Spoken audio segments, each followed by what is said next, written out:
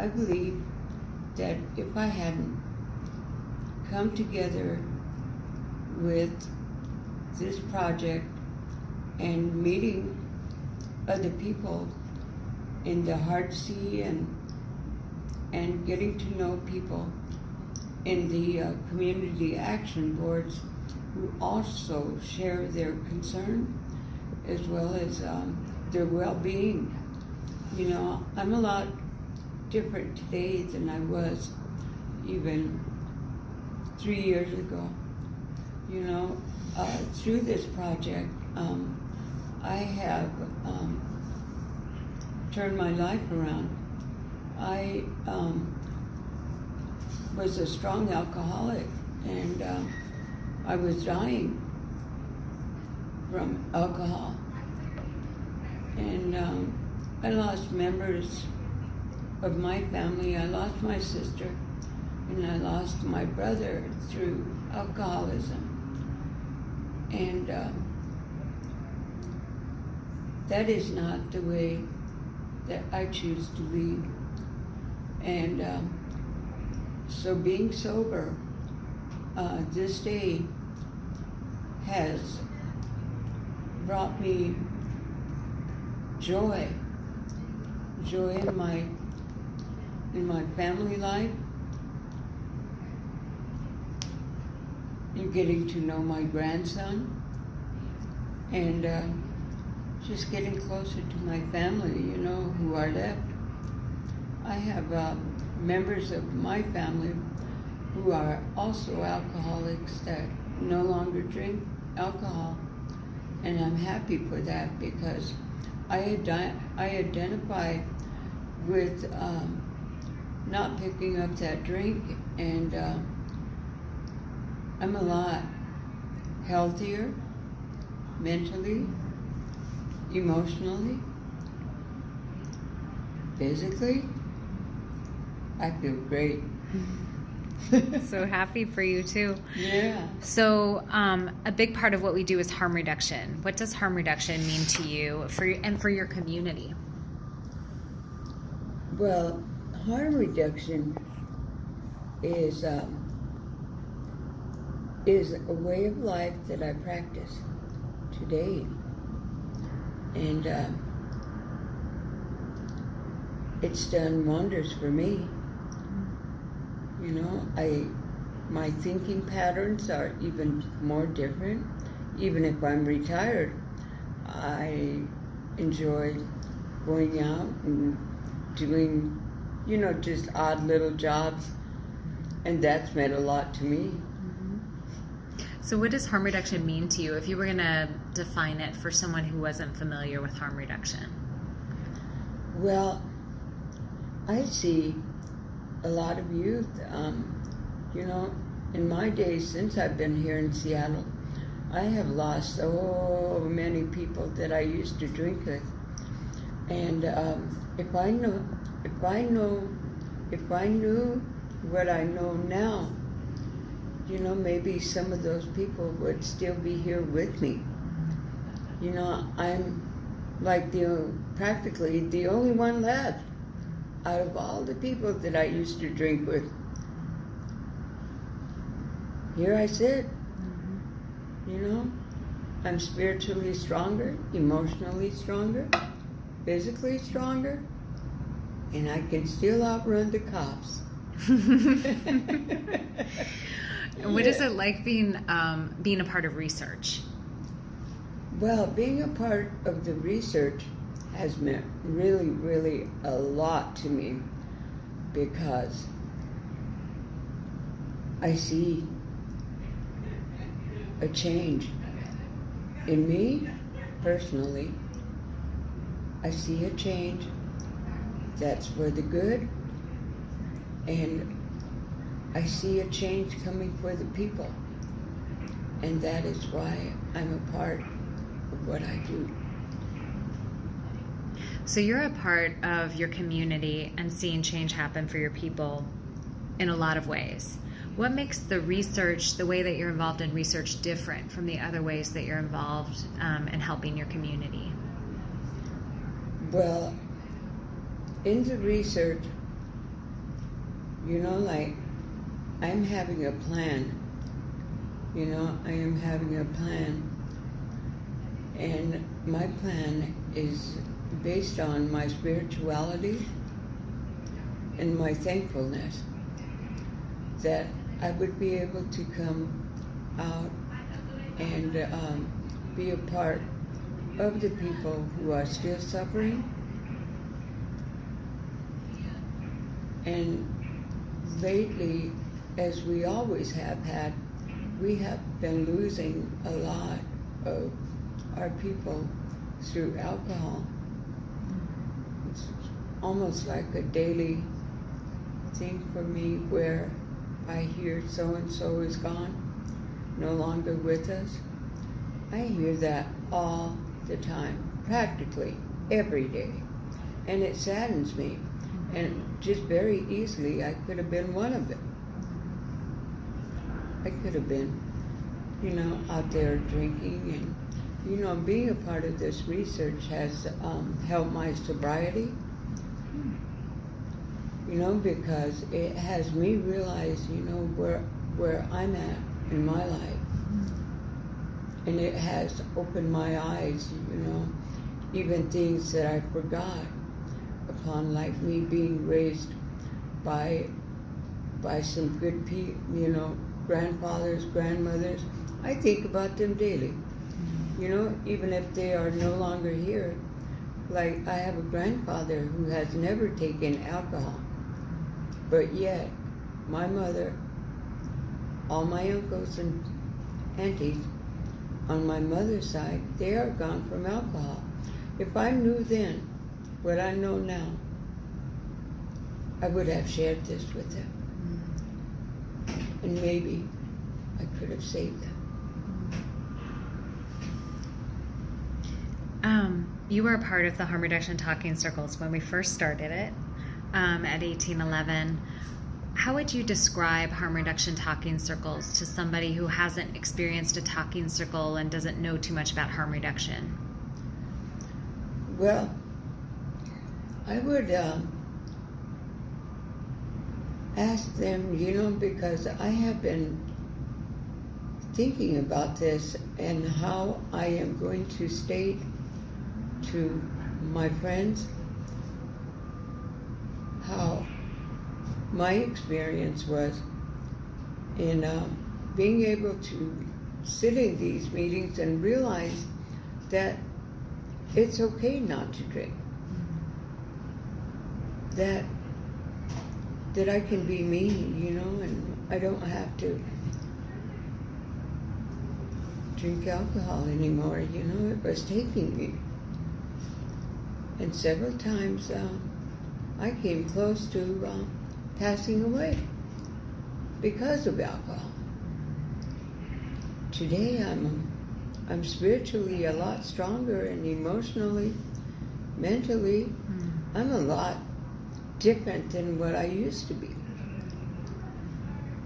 Then if I were to meet my friend down the street who was drinking, I think that I would offer him, if they are homeless, maybe some help, by being their friend and being able to communicate on their level, because I know their level. I've been there. And I had identified with any alcoholic, woman or man. And we have a lot of youth today that are suffering out there, and a lot of them don't make it. They leave behind their children. Can you tell me what it's like to, what it feels like to be in a talking circle? To me, a talking circle is a spiritual awakening, because when you use alcohol, you not only lie to yourself, you are lying to other people. And it could be somebody that you love.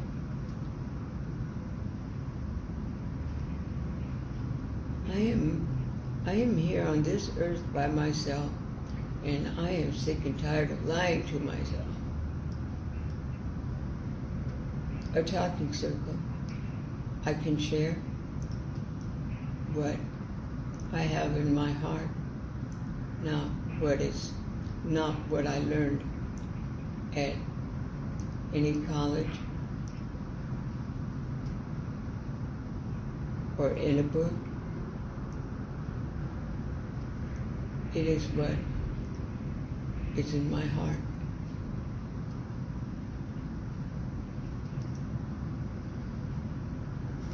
When your community members or friends that you meet, like you were saying, if you ran into someone you knew on the streets who is still, experiencing homelessness, and you were to say what research, what you do as a research consultant, how would you describe that to them? I would tell them I was in your shoes. That's what I would tell them from the beginning, and that it's okay to put the bottle down. What do you think this project can do to help folks like that, to help people in your community that you're worried about? Go through me. I have nothing to hide. When I was drinking, I was hiding behind that bottle. I was hiding behind the alcohol. I was putting everything in a closet and shutting that door. Now, I know what's in that closet. I know what I put there. How do you think when I close that door? It's time to open the door, and bring everything out so I can start my healing process. And anybody could heal. Anybody. If I can do it, they can too. And believe me, I have been drinking since I was about 13, 12 years old. I first had my DTs when I was 18 years old.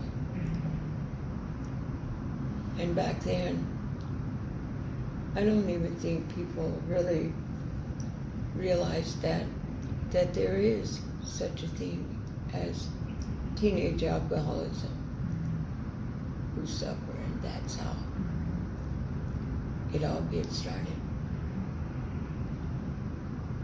And I had a rough life with alcohol. I had many jobs. I know a lot of people, but nobody could help me with my alcoholism until I realized that I was dying. And when I was on that deathbed, many times, not just once, I was beginning to see. And my children, my son and my daughter, who were reaching out for me, have pretty much opened my eyes. Today I have 2 grandsons. I pretty much raised one of them, but my grandson does not drink. He is an adult now. He does not smoke cigarettes. All he does is work and skateboard and love me, because he has told me, Grandma, I don't want you to die. And I would have it if I kept drinking. And being a part of the talking circle at 1811 has opened my eyes. And this is a part of my sobriety today. Wow. Even though harm reduction talking circles didn't require that you stop drinking. Right. We didn't say that. Right. So how does harm reduction help a person get sober? I think harm reduction is a part of when you realize what harm reduction is and start tapering down from alcohol, and then you start thinking different.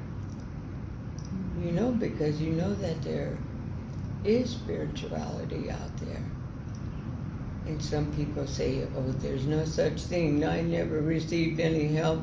Well, you're here, aren't you? Talking to me, and I'm talking to you.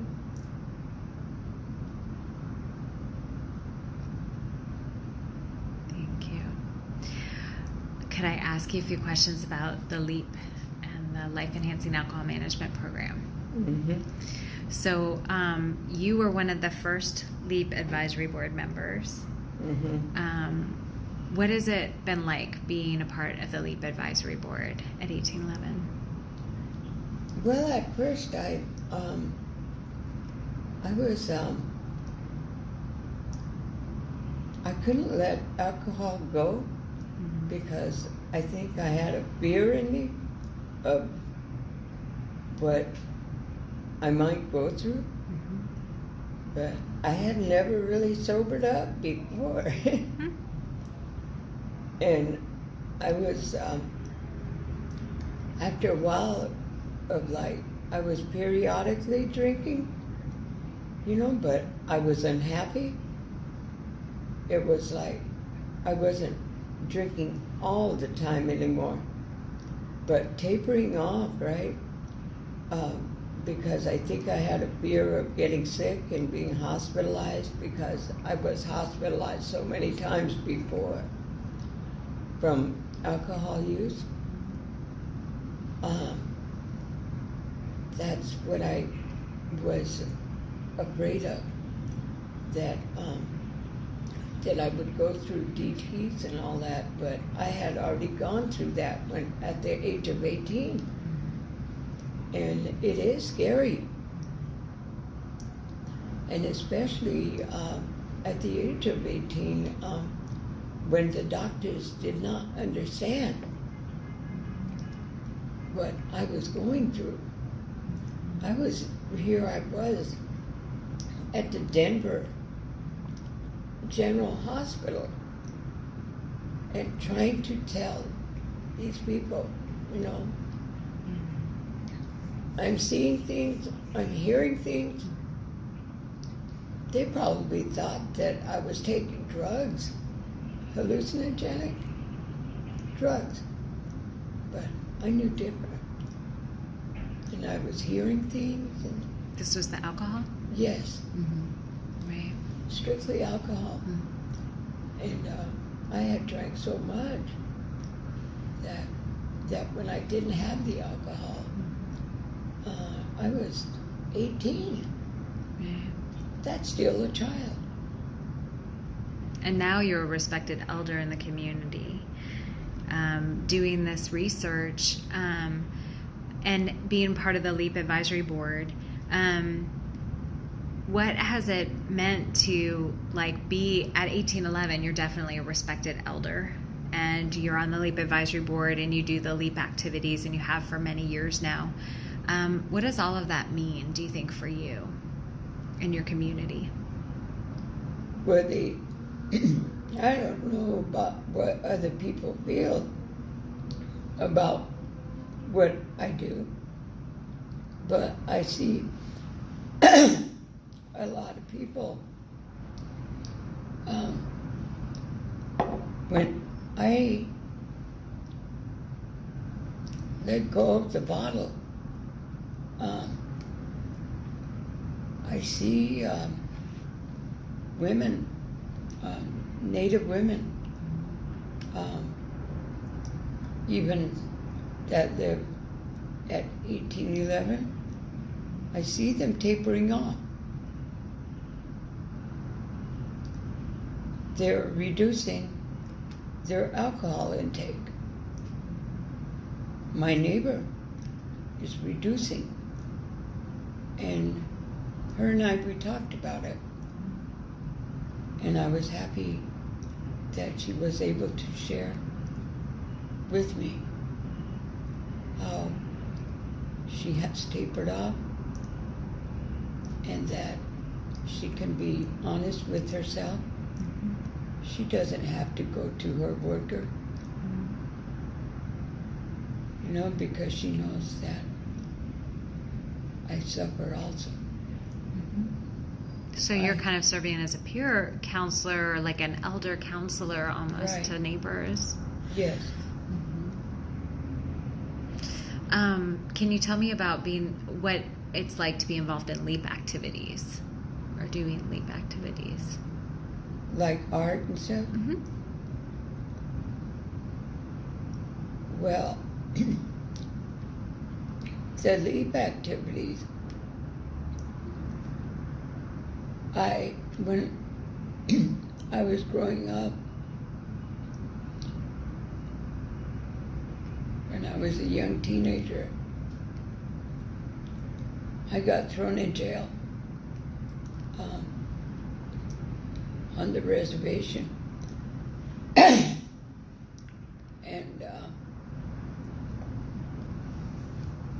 in the cell that I was put in,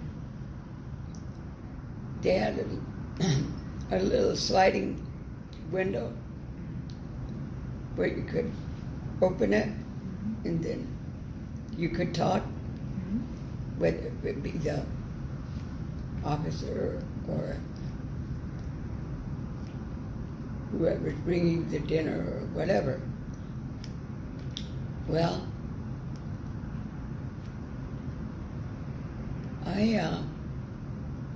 one of my relations through my father, he got thrown in jail.